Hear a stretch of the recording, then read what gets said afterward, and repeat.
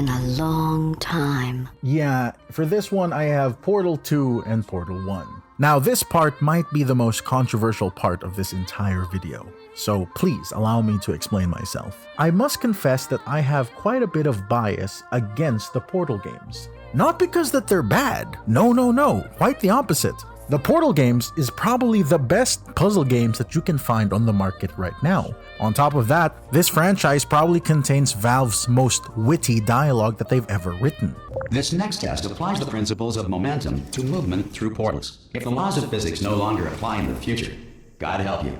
In terms of gameplay and characters, this game really shows that less is more because, comparatively speaking, Portal in terms of gameplay mechanics has very few compared to other Valve games. There's no combat. It relies purely on puzzles, physics, and exploration. The same thing with the characters. There's not a lot of them, but they're all extremely memorable. The reason that I'm kind of biased against Portal is because I've played both games one time.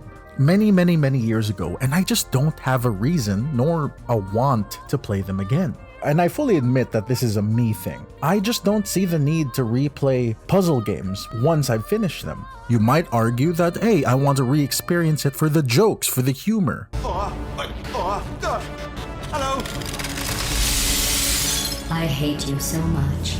But the thing is, that doesn't work either because it's the same problem. I've heard these jokes before, and unless there's an interesting gameplay hook to make me want to play it again, being funny is not enough of a reason for me to go back. It also doesn't help that its humor is almost entirely dialogue based, not like TF2 where most of the humor is mostly slapstick. Now, I won't deny that the Portal franchise is extremely influential. Of course it is. Puzzle games as a genre is still relatively niche, but there's still quite a few games of them out there.